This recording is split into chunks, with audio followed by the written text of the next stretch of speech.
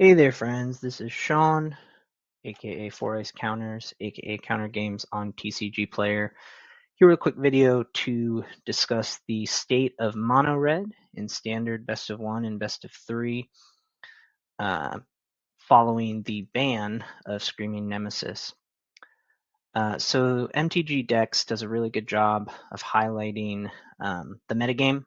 And so just looking over the last 2 weeks, there's a severe absence of red at the top of the tier list here, which is to be expected. I think mono red players have had to sort of go back to the workshop and figure out what this deck is going to do and look like before it will probably once again emerge as a solid deck. Like, no joke, it would be unsurprising if in the next few months a mono red deck topped or straight up won a major event. It just seems to be something mono red decks are capable of doing.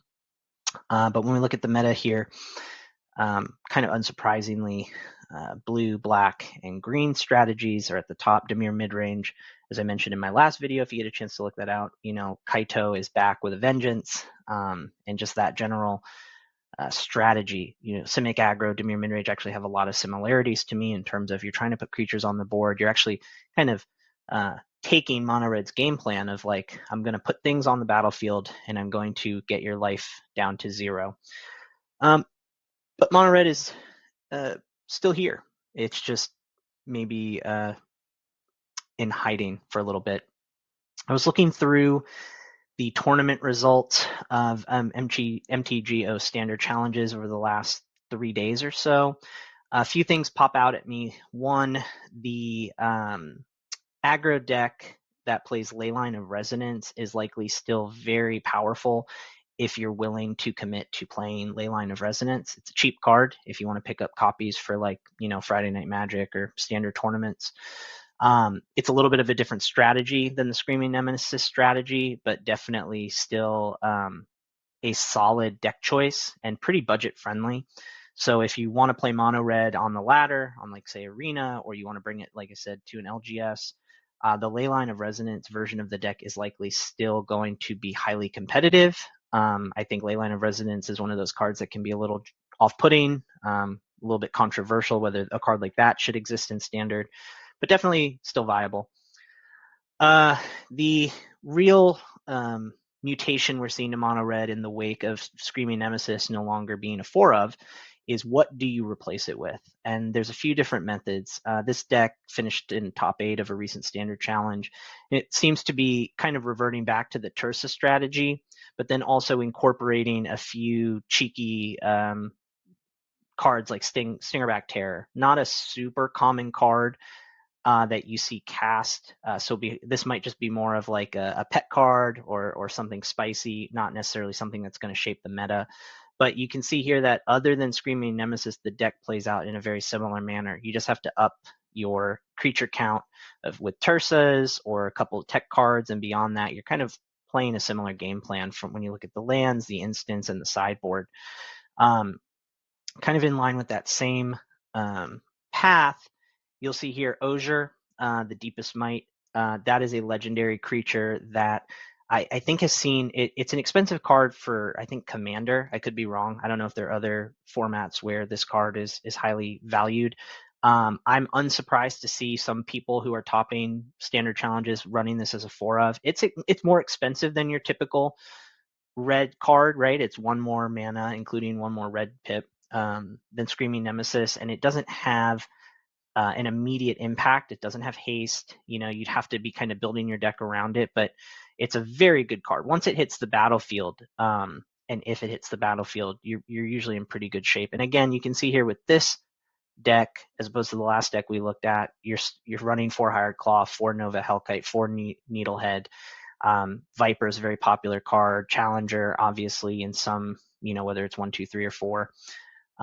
And then from there, we can look to the avatar cards that are coming out pre-release if you're going tonight, as well as then kind of over the next week or so as it comes to Arena and MTGO and your local game stores. Cunning Maneuver is a card that I think could slot into the Leyline version of the deck, creating clue tokens. Red is not usually good at card draw, so having a spell that can get you one, if not more than one clue token, could be highly valuable at instant speed. Firebender Ascension is a card. I've seen Doomwake play this card during the early access event. I'm not sure where its home is. It is nice that when it hits the battlefield on turn 2, it does bring a 2/2 soldier with it with Firebending 1. That's not nothing, because that lingering effect of when you creature you control attacks, causing a triggered ability to trigger, you get that quest counter. And if you run into more of a grind game, the value of that could be pretty substantial. But to me, this is a little bit more on the tech spicy side, not necessarily something I expect to see all mono red players running. I think Firebending Student is likely going to be the ultimate winner of the what red card is best for standard from Avatar. Prowess on a 1/2 creature is pretty powerful, especially when that Firebending X ability. I can just imagine this in a Leyline deck where it's attacking on turn 3, and you've got 3 mana up to cast some 1 or 2 mana spells that then generate 5, 6 plus mana when this creature firebends with its attack increase from prowess, and these abilities are doubling. That would be, I could see almost like the slick shot approach where I was on the ladder yesterday and a player OTK'd me because it had slick shot that was plotted and then hit it with like 3 or 4 pump spells while I was tapped out, and I was at like 18 or 19 life and I died. So I think Firebending Student is a card to look out for. It's pretty affordable. I do personally expect to see the Izzet decks pick this up. I expect to maybe even see some interesting red decks that are not obvious or not currently top tier on the meta to incorporate a card like this. It's a really powerful card that I think is kind of hiding. I don't think we're talking about it a ton. I don't know how much people were playing it in early access, but I would not be surprised to see this card find a real home in standard. Similarly, Zhao the Moonslayer. This is, again, the challenge that Mono Red is going to run into is that right now, Menace was the power of Screaming Nemesis is that it did something the turn it came down, and replacing that is not easy. So when you're looking at Firebending Student or the Moonslayer, these are not cards that inherently do something when they hit the battlefield. But that lingering effect of non-basic lands entering tap, I could see this being a card mono red players run in their sideboard against control to sort of delay or impact the ability of a control player or a mid-range player to play at the tempo they want.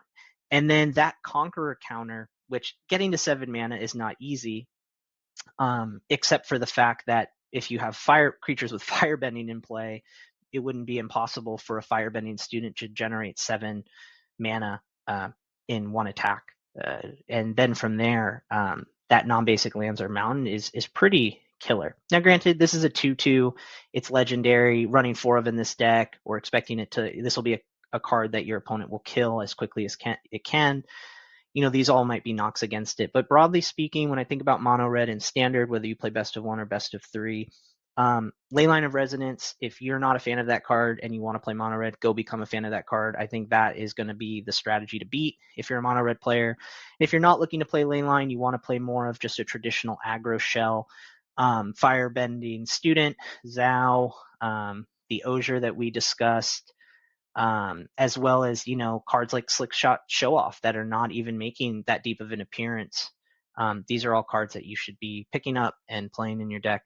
Agree, disagree? Let me know down below. Big picture, I think mono red is still a good deck, and it's probably actually most people will not be sideboarding for it as frequently, or perhaps be a little bit caught off guard when you play it. Because a lot of people would assume killing Screaming Nemesis would kind of kill the deck, but I think this deck is alive and well, and the right pilots will continue to find success with it.